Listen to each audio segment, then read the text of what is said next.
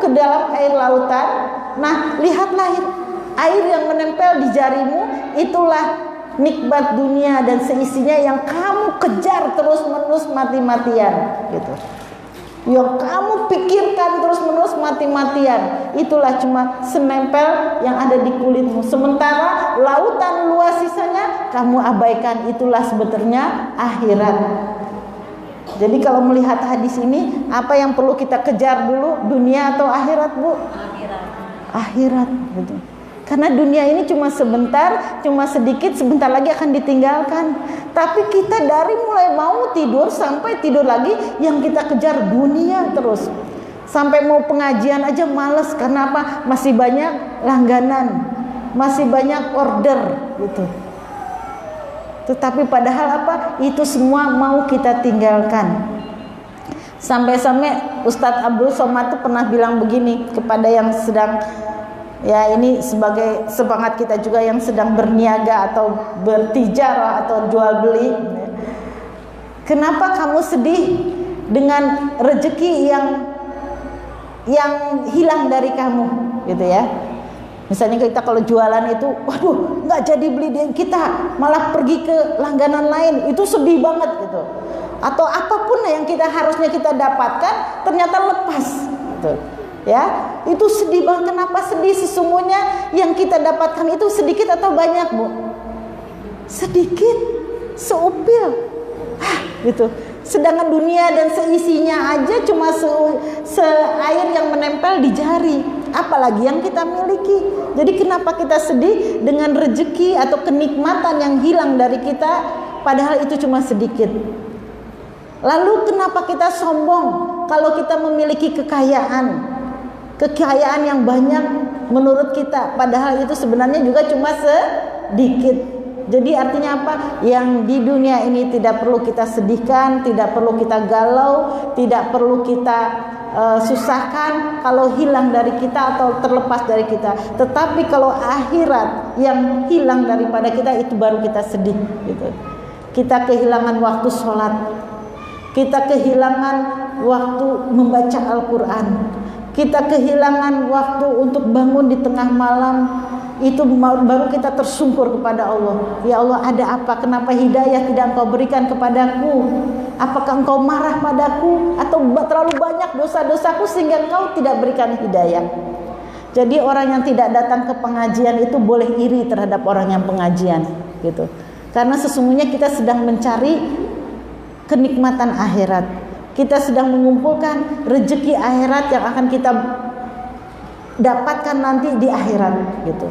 Jadi kita datang pengajian, kita ngaji, kita membesarkan nama Allah, itu sesungguhnya adalah kumpulan dari tabungan kita yang akan kita bawa mati. Sekarang mungkin gak ada rasanya, gara-gara pengajian tuh order jadi hilang, langganan jadi lepas, gak dapat uang, padahal kita sedang mendapatkan berlipat ganda. Nah, inilah bedanya kita berdagang dengan Allah dan berdagang dengan manusia. Kalau kita berdagang dengan manusia, Bu, kita jual 1.000 dapat 1.000, kita jual 10.000 dikasih 10.000. Tapi kalau berdagangan Allah, minimal kita akan dikalikan 10 gitu. Air minum ini siapa yang ngasih akan dikalikan minimal 10. Sumbangan ibu yang ibu berikan tadi minimal dikalikan 10, dikalikan 100, dikalikan terus, akan banyak dapatnya. Bahkan yang menyumbang karpet ini gitu, setiap kali ibu duduk, ibu memberikan pahala untuk dia gitu. Nanti ganti lagi orangnya, ganti lagi, sampai kapanpun dia adalah orang yang cerdas mengumpulkan rezeki akhiratnya. Maka ketika kita bisa mencari rezeki akhirat, disitulah sesungguhnya orang-orang yang kaya gitu ya. Jadi jangan pernah takut dengan kehilangan rezeki dunia, karena sesungguhnya itu cuma sebentar dan cuma sedikit. Tetapi takutlah ketika kita kehilangan rezeki akhirat yang kita dapat dari dari apapun ibadah yang Allah suka. Itu ya Bu ya. Mari kita mulai dengan kajian fikih nisa. Mungkin yang ringan-ringan saja, yaitu hukum wudu menggunakan jilbab. Ya. Hukum wudu menggunakan jilbab. Kita semua pakai jilbab ya, termasuk adik-adik juga. Ada yang pernah umroh? Umroh ada? Pernah ya? Haji? Ya. Kadang-kadang kita ketika haji atau umroh ini sangat diperlukan. Tetapi tidak harus ketika haji dan umroh, dalam kehidupan sehari-hari pun kita memerlukan hukum ini, yaitu hukum wudu menggunakan jilbab. Tetapi karena kita tidak tahu dalilnya, ya, kita merasa tidak pernah melakukan ini, gitu. Yang pertama, ya, dalam surat Al-Baqarah ayat 185, karena kebetulan saya tidak bisa nulis Arabnya di laptop saya, Allah menghendaki kemudahan bagimu dan tidak menghendaki kesukaran bagimu. Ya, ini janji Allah. Maka seberat-berat apapun ujian buat kita itu tidak akan berat, karena Allah sudah menjanji. Allah tuh bukan menyulitkan kita, gitu. Allah akan memudahkan kita dan menghendaki kemudahan. Maka kita sebagai manusia pun jangan suka mempersulit orang lain, gitu ya. Jangan suka mempersulit, mudahkanlah, gitu. Maka ketika kita memudahkan manusia, Allah yang akan memudahkan kita. Itu udah apa ya? Udah rumusnya. Kita memudahkan manusia, Allah memudahkan kita. Jadi kalau kita pengen umroh atau haji dengan mudah, maka mudahkanlah kita dengan sesama manusia, gitu. Ada yang pinjam uang, ya dia minta tempo, maka kita berikan. Ya kalau nggak bisa, kemarin janjinya seminggu, ya baik, seminggu nggak bisa, kemudian sebulan nggak bisa, 2 bulan nggak bisa, dan paling baik adalah ketika dia tidak mampu membayarnya, maka ikhlaskan. Itu akan menjadi sedekah yang terbaik, gitu ya. Itu akan menjadi sedekah yang terbaik, dan itu nanti pasti dibalas oleh Allah dengan segala kemudahannya, gitu. Jadi kita harus percaya bahwa semua kebaikan pasti dibalas oleh Allah, kan? Selanjutnya, ya, ternyata diperbolehkan bagi seorang wanita, ini maksudnya wanita ya, diperbolehkan bagi seorang wanita untuk mengusap jilbabnya sebagai dari mengusap kepala, seperti penggantinya mengusap kepala. Oh, ini yang nulisnya ya.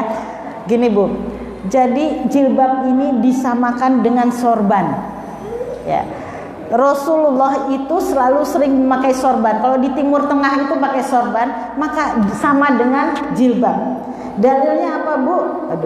Dalilnya bahwasanya Ummu Salamah radhiyallahu anha dulu pernah berwudu dengan tetap memakai kerudungnya, dan beliau mengusap kerudungnya.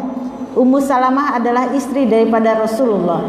Jadi Ummu Salamah itu kalau berwudu itu hanya mengusap kepala, gitu.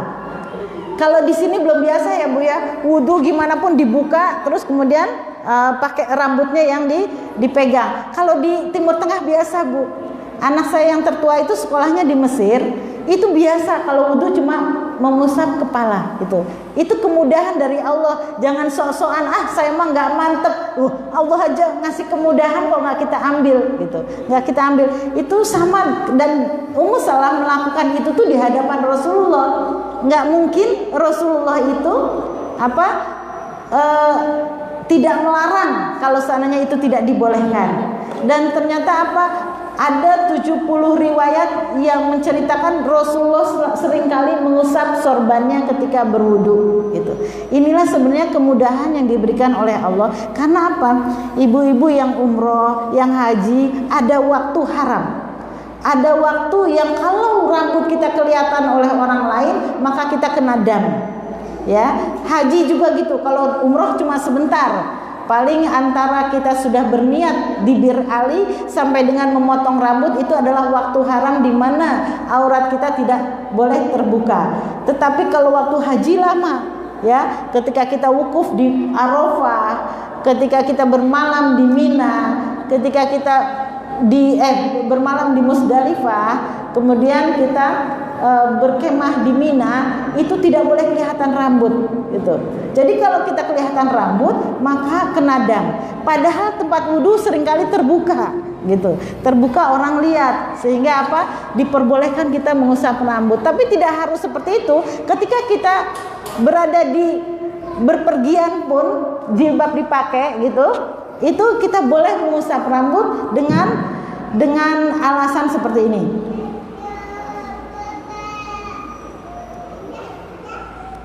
Ya. Ini dalilnya lagi dari Amr bin Umayyah, dari bapaknya, aku pernah melihat Nabi Shallallahu Alaihi Wasallam mengusap bagian atas sorban dan kedua khufnya. Gitu. Khuf itu sepatu. Hadisnya riwayat Al Bukhari dalam Fathul Bari ya ini untuk mengusap sorban. Jadi Rasulullah aja mengusap sorban kok. Kenapa kita mengatakan kita tidak mantap? Emang kita lebih baik daripada Rasulullah gitu ya? Terus kemudian ya, dari Bilal radhiyallahu anhu bahwasanya Nabi sallallahu alaihi wasallam mengusap kedua khuf dan himarnya. Himar tuh tadi sorban ya. Terus aduh, ini kok ada macet. Sebab dibolehkannya mengusap kerudung ya. Satu, hal apa kita harus diperbolehkan mengusap kerudung kita? Yaitu kalau kita udara sangat dingin. Kita nggak merasakan ya kalau di negara lain tuh ada yang dingin banget. Kalau kita buka tuh langsung nyamber gitu. Nah di situ pada saat itu maka Allah tidak akan menyusahkan kita, mempermudah kita. Silahkan nggak usah dibuka kerudungnya, diusap aja gitu. Yang kedua, kalau takut aurat terlihat, misalnya kita lagi berpergian ke Surabaya, kamar mandinya terbuka gitu, wudunya terbuka, maka kita tidak usah membuka kerudung kita.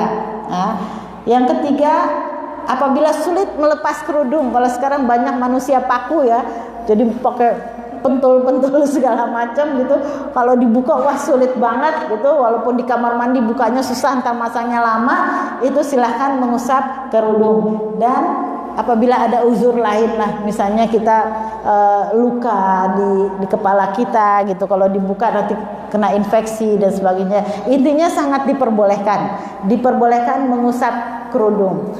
Caranya seperti apa?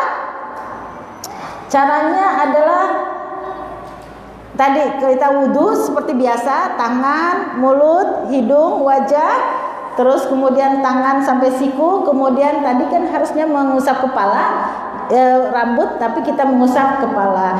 Ambil misalnya bisa juga kita bisa merogoh sini aja di bawah kerudung, lalu kita angkat lagi ke atas gitu. Gimana kuping, gimana leher? Itu kan sunat.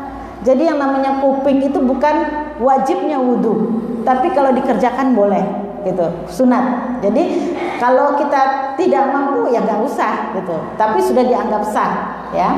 Jadi kita bisa mengusap kepala atau sorban kita atau kerudung kita. Ya, caranya dikiaskan seperti mengusap sorban tadi ya. Mengusap bagian atas kerudung, merogoh ubun-ubun ya, misalnya merogoh dan mengusapnya kan cuma sampai sini ubun-ubun tuh, tapi belakangnya langsung diusap ke belakang gitu ya. Terus ya tadi caranya seperti mengusap. Sekian, terima kasih. Terus ini belum selesai. Tuh. Nah itu sampai di sini ada yang mau ditanyakan mengusap kerudung ini? Sudah paham ya Bu ya? Silakan. Ya. Tangan. Tangan itu harus kena air. Kalau kita tadi takut kena auratnya kelihatan, atau ketika kita umroh takut kena dam, maka saya melakukannya dengan membasahi semua tangan kita, gitu. Basahin aja kena air semuanya, gitu. Karena memang harus dibasuh, walaupun pakai baju, gitu. Pakai baju. Tidak basah kunyu ya Ustaz. Iya. Tapi dalam prinsipnya ini basah kan. Ya. Ada berapa itu pendapat juga boleh mengusap kan, diusap di kain begitu ya. Tapi tidak sampai basah-basah. Tidak harus sampai basah, karena sesungguhnya Rasulullah itu, ibu-ibu tahu nggak kalau Rasulullah itu wudhu itu seberapa airnya? Satu gayung. Enggak, satu kali tegukan cuma segini, satu muk. Sehingga sebenarnya berwudhu itu bukan ngocor-ngocor, tapi ada air yang mengalir gitu. Sedikit aja. Jadi misalnya kalau kita umroh haji pakai semprotan kan tetap mengalir atau sedikit. Nah itu udah cukup. Jadi Rasulullah tuh wudu tuh cuma satu muk gini gitu, satu muk, sehingga tadi tangan tuh nggak harus kelebes, tapi ya tadi seolah-olah ada air yang mengalir gitu ya, tetap harus kena kulitnya di dalam. Nah kalau seandainya kepala nggak harus kena kulitnya, tetap harus hanya diusap. Kalau ini tetap harus ada air, seolah ada air yang mengalir, kayak kalau kita keringetan itu loh, netes gitu ya. Jadi kalau tangan memang tidak ada keringanan seperti itu, tapi kita bisa melakukannya dengan membasahi baju kita, kain kita gitu. Ada lagi yang bertanya sekitar kerudung? Kaki ya. Ya kaki ini mau saya kasih tahu. Ya, baik, itu sudah cukup ya untuk kerudung. Jadi jangan ragu-ragu kalau kita di jalan gitu, mau cepet-cepet juga bisa, itu tinggal diusap aja kerudungnya gitu. Jangan sampai gara-gara kita mau rambut sehingga rambut kita keluar. Akhirnya apa? Kalau kita pakai ini kan jilbab gitu kan, yang ada yang pakai begini. Nah kan kayak mengusap muka, kita mau dibuka juga tidak mampu. Bagaimana kan tidak sampai ke sini? Oh iya, kalau wajah harus dirogoh gitu, harus dirogoh. Ingat, nggak perlu kita guyur banyak-banyak gitu. Yang penting air di tangan kita segini aja sudah cukup. Cret gitu, disapu semua. Pokoknya ada air yang menetes. Jangan juga seperti tayamum yang nggak ada airnya gitu, tapi tetap basah tangan kita itu. Kemudian ya walaupun sesusah-susah apapun harus kita rogoh gitu, karena kita harus seputar wajah. Jadi jangan memang Allah memberi kemudahan, tapi jangan memudah-mudahkan juga. Betul juga itu ya. Jadi kita harus membasahi. Yang kalau pakai cadar ya tetap harus dibuka, cadarnya harus dipakai air gitu ya, dan harus ada terasa air itu mengalir atau menetes gitu. Jadi sebenarnya wudu itu mengalirkan air, bukan banyak-banyaknya air gitu. Saya kadang-kadang sedih ya kalau wudu banyak-banyak air, padahal di tempat lain itu kita kekeringan gitu. Bapak mertua saya sampai sekarang masih dipakai itu, karena dia kamar mandinya nggak pakai keran. Kalau pakai keran kan ngocor-ngocor. Terus kalau pakai ciduk kan akhirnya satu tangan satu ciduk, satu mulut satu ciduk, berapa ciduk yang harus kita habisi. Maka bapak saya tuh bikin dari ember plastik gitu, dibocorin gitu. Jadi kita kalau mau wudu tinggal satu ciduk aja, bocorannya itu cuma sedikit, kitir gitu ya, kita di situ. Nah itu bagus sekali gitu. Jadi jangan sampai buang-buang air gitu. Bayangkan bagaimana mungkin Rasulullah menyuruh kita sebanyak-banyaknya air buat wudu, padahal di Arab itu, di Mekah itu kan air cuma sedikit, di Madinah itu air kan cuma sedikit gitu, sehingga tadi nggak mungkin kita disuruh banyak-banyakan air, nggak mungkin. Paling sedikit ngitir itu aja, yang penting mengalir ya. Jadi sekarang kita pindah ke hukum wudu memakai sepatu atau kaos kaki ya. Nih kita semua yang pakai kaos kaki atau yang pakai sepatu, kalau di Arab dulu tuh sering orang tuh pakai sepatu berhari-hari nggak dicopot-copot. Karena apa? Daerahnya panas dan berdebu. Hadisnya atau dalilnya dari Mughirah bin Syu'bah radhiyallahu anhu, ia menuturkan, aku pernah bersama Nabi SAW dalam sebuah perjalanan. Aku pun jongkok untuk melepas kedua sepatu. Nabi SAW beliau bersabda, biarkan saja sepatu itu karena aku memakainya dalam keadaan suci. Nabi SAW kemudian mengusap kedua sepatu tersebut. Hadisnya sahih dari Bukhari. Jadi sekarang kita mulai hukum memakai khuf itu sepatu, dan jaurab tersebut dalam keadaan suci. Jadi hukumnya kita pakai sepatu atau jaurab tuh kain yang terbuat dari kapas. Kalau kita sekarang kaos kaki gitu ya. Kita boleh mengusapnya dengan syarat yang pertama dalam keadaan suci ketika memakainya. Jadi kita mau keluar rumah, kita wudu dulu, terus kita pakai kaos kaki. Kemudian setelah itu kita keluar rumah, kita batal gitu ya. Kita batal, kemudian masuk waktu zuhur. Waktu zuhur abaikan batal tersebut. Yang penting ketika kita pakai kaos kaki, kita dalam keadaan suci, sudah berwudu. Setelah itu kita kentut, kita batal, abaikan. Nah, kemudian kita masuk zuhur, maka kita boleh Jawrah tersebut juga dalam keadaan suci. Ini juga apa? Kaos kaki dan sepatu kita juga dalam keadaan suci, nggak kecipratan najis ya. Syaratnya itu.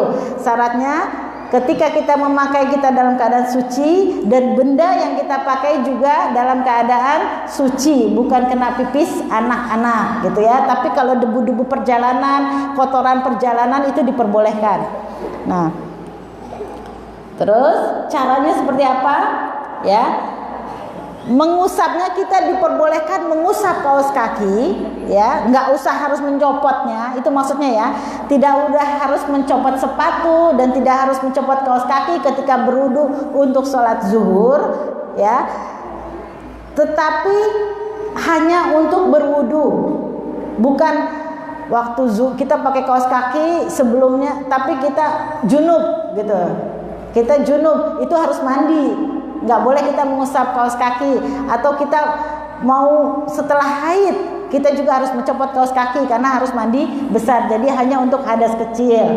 Adapun junub atau keadaan yang mengharuskan kita mandi, maka khuf atau sepatu atau kaos kaki itu harus dilepas ya. Nah, mengusapnya dalam waktu tertentu yang telah ditetapkan oleh syariat, yaitu sehari semalam untuk orang yang mukim dan 3 hari 3 malam untuk orang yang safar. Dan penentuan batas waktu itu dimulai setelah pengusapan pertama. Begini Bu, kalau kita pengen mengusap sepatu atau kaos kaki ketika kita keluar rumah ya, maka yang pertama kita berwudu dulu ya sebelum memakai. Yang kedua, kaos kaki dan sepatu itu dalam keadaan suci. Kalau di jalan nanti kena najis atau kita sedang batal, itu abaikan. Dan ketika kita mau berwudu sholat zuhur ya, kita diperbolehkan hanya mengusap kaos kaki untuk pengganti daripada mencuci kaki ya, mencuci kaki. Berapa lamanya? Kalau kita hanya keluar ke Jogja ya, kita cuma keliling-keliling Jogja, maka kita diperbolehkan sehari semalam. Misalnya kita sholat zuhur sudah mulai wudu, menghapus kaos kaki, maka kita harus mencopot kaos kaki itu pada zuhur berikutnya. Kalau kita sedang mukim, tidak mukim, sedang kita cuma di daerah kita sendiri. Tapi kalau mukim ya. Tapi kalau kita sedang safar pergi ke Surabaya gitu, kaos kaki tidak dicopot-copot selama 3 hari, itu boleh. Paham ya Bu ya? Kalau kita mukim, kita ada di tempat gitu, kita boleh tidak mencopot kaos kaki selama 1 hari 1 malam. Zuhur kita mengusap kaos kaki, asar kita mengusap kaos kaki, maghrib, isya, subuh, kemudian zuhur lagi kita lepas. Tapi kalau kita safar, maka diperbolehkan 3 hari 3 malam ya. Itu ya. Dimulai setelah pengusapan pertama. Oh, sekian dan terima kasih ya. Ya, paham Ibu ya? Jadi kapan kita diperbolehkan mengusap kaos kaki itu? Apabila kita sedang dalam kesuci. Tetapi tidak disamakan atau tidak disamakan ketika kita sorban tadi atau kerudung tadi. Ya, tidak disyaratkan untuk suci kalau itu. Tapi lebih baik kita suci. Kita lebih baik Bu kalau kita berpergian itu selalu berwudu gitu. Selalu berwudu sebelum pergi keluar rumah, itu kita selalu berwudu. Bahkan yang terbaik adalah kita tidak pernah melepas wudu kita. Batal wudu lagi. Kenapa ya kita berat padahal nggak bayar gitu. Kita nggak bayar untuk wudu, padahal dampaknya sangat besar gitu. Dampaknya sangat besar. Apa Bu? Orang yang meninggal ketika berwudu, dia terbebas dari azab kubur gitu. Terbebas dari azab kubur. Makanya tadi kemudahan yang Allah berikan kita ambil aja. Kita batal, kita wudu, dada nyopot kerudung, nggak apa-apa, tinggal dilap kan gitu, ya. Harus copot sepatu kaki, nggak usah, dilap aja. Jadi sebenarnya ini Ini adalah kemudahan yang memungkinkan kita untuk selalu berada dalam keadaan suci, ya. Kenapa? Wudhu itu yang pertama akan membebaskan kita dari azab kubur. Kita meninggal kok kita dalam keadaan berwudhu, maka selama kita di alam kubur itu kita akan terbebas dari azabnya. Jangan salah Bu ya, di dalam kubur juga udah bakar-bakaran Bu, gitu. Manusia itu di alam kubur sudah diazab dengan apa yang dosa-dosa yang kita lakukan di surga. Nggak nunggu nanti di akhirat, nggak nunggu nanti di neraka, di alam kubur juga sudah ada bakar-bakaran, gitu. Sudah didatangkan makhluk-makhluk dari neraka yang sekali gigitannya itu hangus kita. Tapi apakah dalam kubur itu yang dimaksud di dalam kubur yang kita kubur? Tapi di dalam riwayat yang sahih dikatakan sebenarnya di alam barzah, gitu. Di alam transit kita sebelum kita masuk surga dan neraka itu sudah dimulai siksaan. Dan orang yang berwudu meninggal dalam keadaan berwudu terbebas dari itu semua. Itu gunanya wudu. Yang kedua, wudu juga akan menggugurkan dosa-dosa, gitu. Sampai dosa-dosa yang ada di ujung kuku kita bayangkan ketika kita wudu itu, maka mengalir dosa-dosa kita dari lewat kuku-kuku kita, gitu, dari lewat kuku-kuku kita juga, gitu. Bahkan dari helai rambut kita ketika kita mengusap kepala itu berguguran dosa-dosa kita. Nggak bayar Bu, gratis, gampang, mudah, air banyak di sini.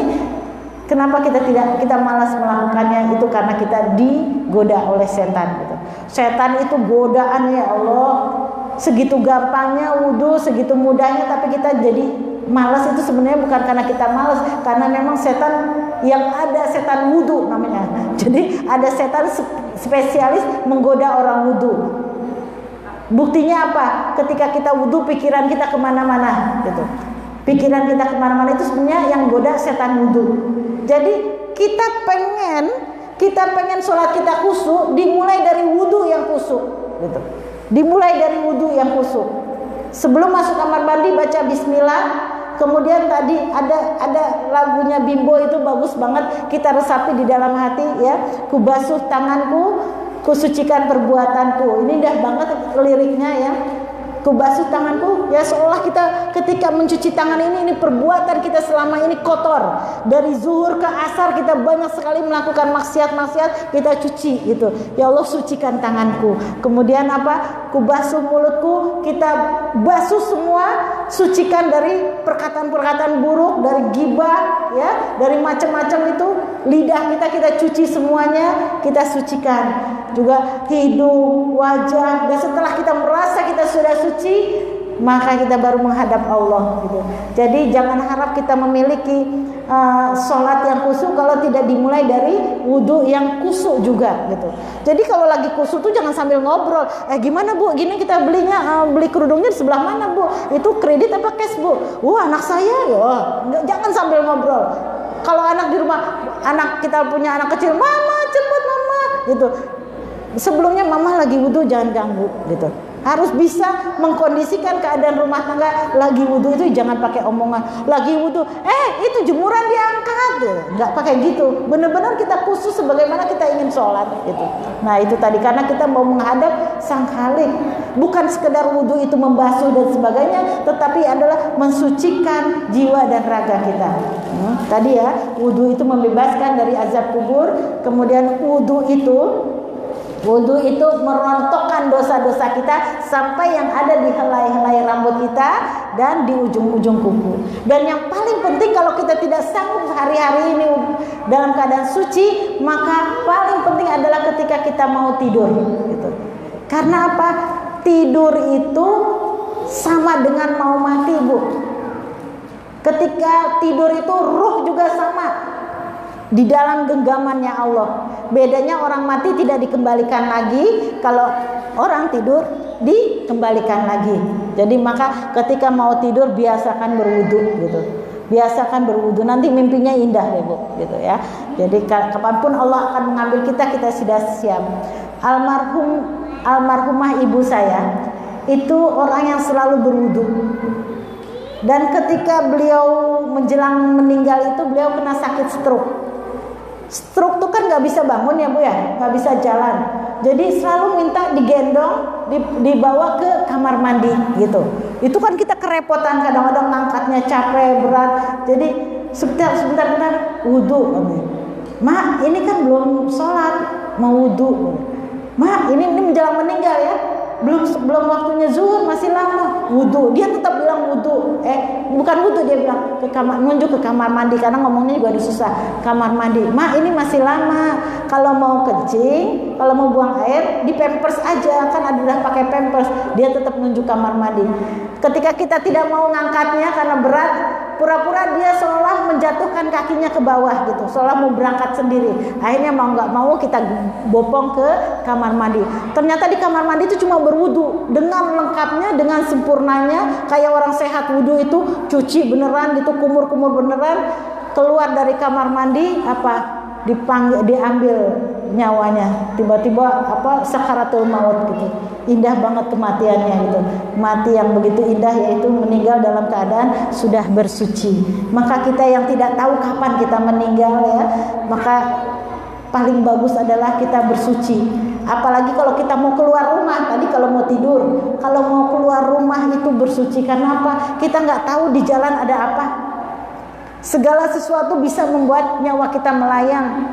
Bahkan kita nggak harus ketabrak, kecengklok aja di luar bisa mencabut nyawa kita. Bahkan tiba-tiba ada semut masuk ke dalam hidung kita, masuk ke kepala otak kita, bisa juga mati. Dari semut aja kita bisa mati. Bahkan dari nyamuk aja kita ya, nyamuk aja bisa bikin kita mati gitu ya.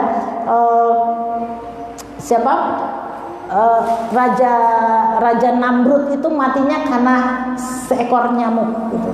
Dia yang gagah perkasa, yang hebat, yang luar biasa, matinya hanya gara-gara seekor nyamuk yang masuk ke dalam hidungnya, itu masuk ke hidung ya. Itu tadi. Jadi betapa kita beruntung sekali atau masih diberi kesempatan hidup ini. Mari kita biasakan tadi apa-apa yang Allah suka gitu. Terutama tadi wudu itu adalah pangkal daripada sholat gitu. Jangan pernah berharap sholat itu khusyuk kalau wudunya tidak khusyuk. Kita mulai dari hal yang mudah sebenarnya. Maka biasakan anak-anak juga gitu. Ada di sekolahannya keponakan saya, Bu, itu sekolah TK, semua perilaku disuruh mengikuti tata cara Nabi.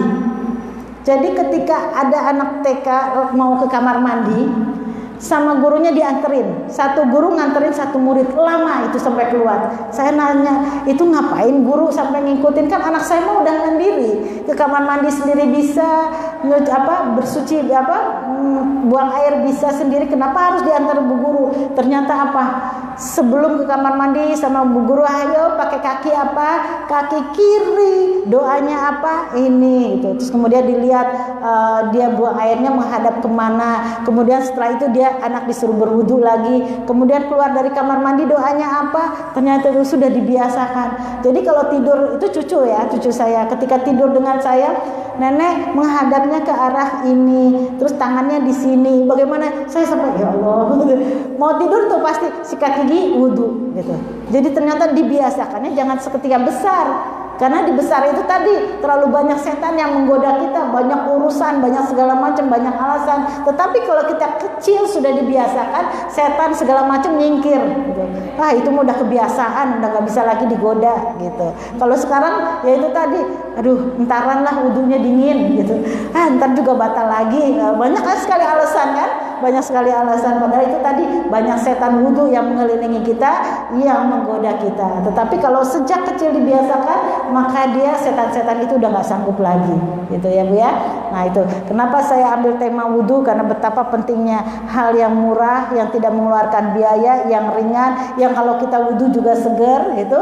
Tetapi ternyata ada kemudahan-kemudahan. Jadi tidak ada alasan untuk kita tidak selalu bersuci. Kerudung yang susah makainya, tinggal dilap. Kaos kaki dada dibuka, tinggal dilap gitu ya.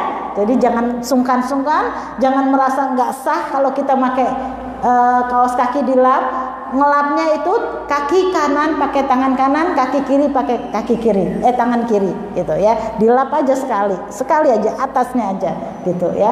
Jadi itu bagaimana kita supaya selalu dalam keadaan bersuci. Ada pertanyaan sampai di sini? Ya, silakan Ibu. Baik. Waalaikumsalam warahmatullahi wabarakatuh. Ya. Yang ingin saya tanyakan, kita kalau dalam keadaan berwudu, meskipun sudah batal, itu mensucikannya kalau pakai kaos kaki, jadi tinggal mengusap saja ya. Yang kedua, sekarang kan ada kaos kaki yang bisa dibuka saja. Nah, kita kalau buang air kecil itu kan hanya kita buka, tapi kita tidak tahu apakah itu kena percikan-percikan. Nah, itu kalau kita gunakan sholat bagaimana? Terima kasih. Assalamualaikum warahmatullahi wabarakatuh. Waalaikumsalam warahmatullahi wabarakatuh. Ya, tadi berwudu dengan mengusap itu karena kita sudah tahu dalilnya maka kita akan mantep. Tapi kalau nggak tahu dalilnya, kita aja bisa copot kok gitu ya. Jadi apa sih kegunaannya memakai kaos kaki kita lah? Pertama kemudahan, yang kedua supaya kita tidak membuka aurat, tidak aurat. Ya. Terus kemudian ada kaos kaki yang bisa dibuka gitu. Kalau memang kita mau kaos kaki yang bisa dibuka, itu kan berarti mudah kita berwudu. Kalau memang aurat kita tidak terbuka, tidak dilihat orang, silakan kita mencuci kaki karena ada kaos kaki yang bisa dibuka gitu ya di tengah. Silakan, itu lebih baik, itu lebih baik. Jadi karena kita tidak merasa kesulitan. Yang kedua, tidak ada orang yang melihat. Terus kemudian juga tidak dalam keadaan kedinginan. Lalu bagaimana kalau kita merasa itu terpecik oleh najis? Ya itu harus dibuka, harus diganti, nggak bisa buat sholat. Pokoknya pakai sholat itu harus bersih dari suci dari najis gitu. Harus gitu. Kalau kita ternyata buang air terpercik itu harus gitu. Harus yakin kita ini kena apa enggak gitu. Enggak boleh ragu. Di dalam agama Islam tuh tinggalkan yang ragu-ragu. Ini kena apa enggak apa, akhirnya was-was. Daripada kita was-was berarti enggak usah kita pakai gitu. Tapi kalau kita enggak kok, berarti enggak gitu. Jadi kita mintalah fatwa pada hatimu, apa ini kena apa enggak gitu. Ternyata sebenarnya kena, padahal kita pakai, kita yakinnya tidak kena, biarlah Allah yang memutuskan perkaranya, karena Allah yang maha tahu, yang tersembunyi, yang terpendam, yang di langit, yang di bumi itu cuma Allah. Kita nggak tahu hal-hal yang gaib gitu. Misalnya kita ternyata terpecik punya orang gitu ya, atau dari jambannya keluar air, kan kita nggak tahu gitu. Kita tidak diperintahkan untuk tahu ya hal-hal yang tidak kita ketahui ya. Hanya Allah yang tahu. Wa asirru qaulakum awizharu bih. Allah lah yang tahu, yang dizaharkan atau yang disembunyikan cuma Allah. Jadi kita jangan punya keraguan gitu. Kalau kita punya kok ragu-ragu, ya cuma memang Allah lah yang maha tahu gitu. Cuma kita sekarang enggak gitu. Berarti kita pakai sholat. Kena ya sudah kita buka gitu. Jangan sampai kita ragu gitu. Ada lagi? Ya, Pak.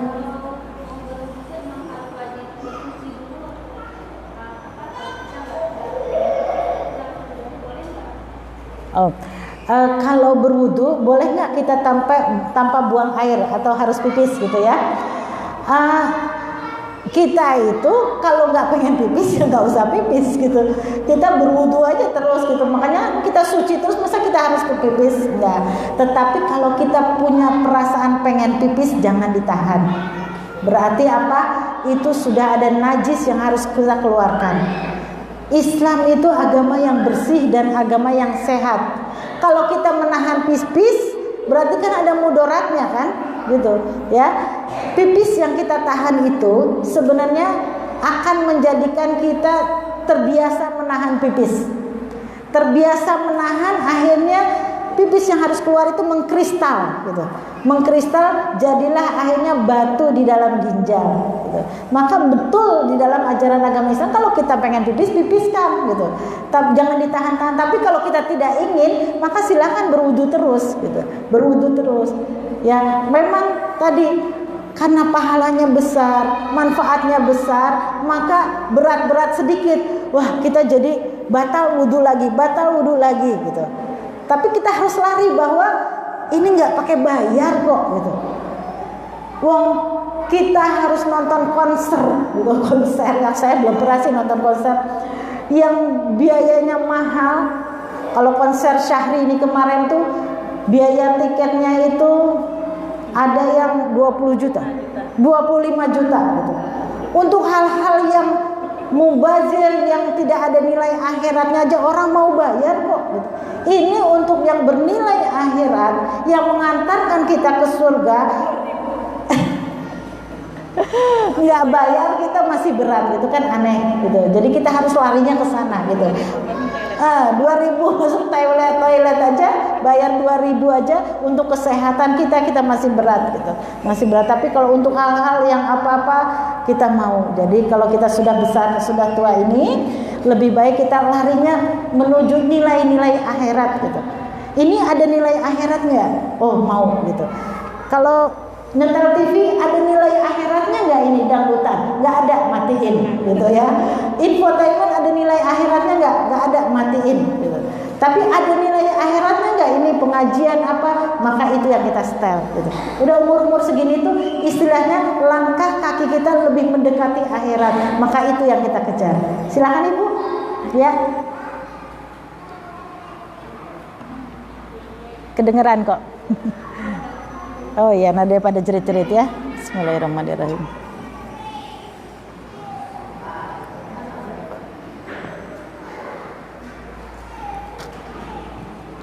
Terima kasih Ibu.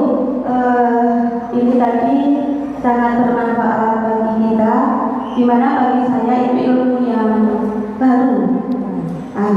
Tetapi yang saya tanyakan tadi kayaknya wudhu itu dipermudah segalanya, yaitu baik pakai kerudung, baik pakai kaki atau pakai sepatu. Tapi itu apakah berlaku untuk yang punya air melimpah atau dekatnya sudah ada air yang melimpah, atau kita dekat dengan tempat wudhu, apakah itu berlaku? Terima kasih. Ya, baik, pertanyaannya bagus sekali. Itu tuh ada alasannya enggak gitu. Misalnya karena kekurangan air kita boleh mengusap, atau karena di tempat itu terbuka atau kita boleh mengusap. Tidak dijelaskan di dalam sebuah hadis, cuma Allah itu mengatakan ini kemudahan dariku ya. Allah tuh selalu mengatakan ketika kita disuruh sholat jamaah gitu, sholat jamaah, loh kenapa kan di mana-mana ada masjid, kenapa kita diperbolehkan sholat jamaah? Allah mengatakan ini kemudahan dariku, maka ambillah gitu. Jadi itu sebenarnya tidak disyaratkan selalu memakai kaos kaki, dan dia memakainya sebelumnya sudah bersuci, diperbolehkan mengusap, itu aja ya, tidak ada disyaratkan air dan lain-lain. Juga gitu, siapa yang memakai kerudung, syaratnya dia pakai kerudung ya. Jangan ketika dia mau wudhu dia pakaiin kerudung supaya diusap, tapi selebihnya dia copot, ya enggak gitu. Nah itu disyaratkan, jadi syaratnya adalah dia memakai kerudung. Jadi gini Bu ya, kadang-kadang kita itu merasa apa ya, tidak menerima kemudahan yang Allah berikan. Allah memberikan kemudahan untuk menjamak sholat ketika kita safar. Kita pergi ke Surabaya, kita nggak mau menjamak gitu, nggak mau zuhur 2 rakaat, asar 2 rakaat gitu. Kenapa? Kan masjid banyak, kita bisa berhenti di tiap masjid. Tapi Allah mengatakan ini kemudahan untukku, hadiah atau bonus dari aku, maka ambillah gitu. Rukhsah, kemudahan gitu. Sehingga sebenarnya kadang-kadang orang yang menjamak ketika safar itu sebenarnya lebih banyak pahalanya dibanding yang tidak menjamak. Kenapa lebih banyak padahal sholatnya lebih sedikit? Karena dia melakukannya karena taat kepada Allah gitu. Kebayang nggak Bu? Ibu ngasih hadiah ke anak, nih hadiah buat kamu, hari ini jajanmu ditambahin 2 kali lipat. Biasanya 5.000 jadi 10.000 gitu. Terus enggak Bu, saya enggak mau ya, saya enggak mau. Itu kita mau ngasih hadiah enggak diterima, lebih sakit dibanding minta enggak dikasih gitu. Paham enggak Bu ya?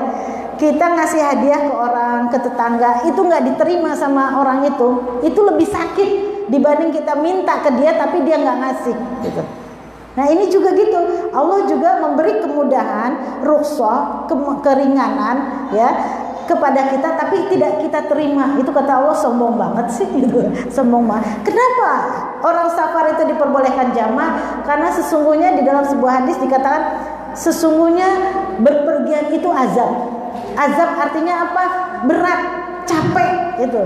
Sehingga Allah tahu nih orang berpergian itu capek. Mana uang banyak keluar lagi, maka sama Allah dipermudah seperti itu.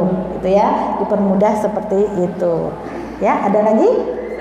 Mungkin Baik. kalau masalah kaos kaki, mungkin untuk wanita itu mungkin lebih ke menutup aurat Ya. sebenarnya. Karena kan bagaimana aurat kita tidak terlihat, Betul. yang seharusnya mungkin kemudahan itu ya. Ya, ya itu asbabunnya seperti itu. Tetapi juga selain supaya tidak terlihat aurat, juga tadi kemudahan. Karena mungkin repot kalau orang zaman dulu tuh kan selalu pakai kaos kaki. Pertama karena debunya banyak di Arab itu. Yang kedua kadang-kadang cuaca ekstrim, panas dingin. Tetapi ini berlaku tidak hanya di Arab. Jadi tidak hanya di Arab, walaupun asbabun wurudnya turunnya hadis itu ada di Arab, tetapi dia berlaku dimanapun juga. Jadi tadi kemudahan supaya kita selalu berwudu gitu ya, berwudu tidak copot-copot lagi, tidak gini. Tetapi tadi kalau yang ini tidak, kalau kita mampu membukanya, misalnya masuk kamar mandi tidak merasa berat ya, tidak merasa berat, tidak terlihat auratnya, itu lebih baik kita buka gitu ya. Kalau yang ini seperti itu ada di dalam hadis, apabila kamu bisa membukanya dengan tidak berat maka lebih baik bagi kamu gitu. Ini kebetulan tadi hadisnya tulisan Arab jadi nggak saya tulis, jadi gitu ada tambahan.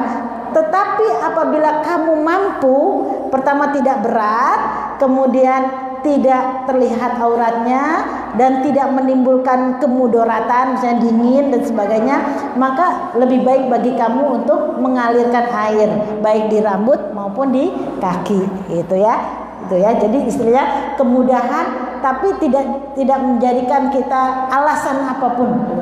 Wah susah ini pakai kerudungnya kan repot gini. Nggak usah repot-repot, tinggal usap gitu. Boleh diusap gitu gitu. Atau kita wah dada copot-copot. Yang penting bagi kita tadi usahakan kita untuk selalu bersuci tanpa alasan apapun gitu, ya. Ada lagi?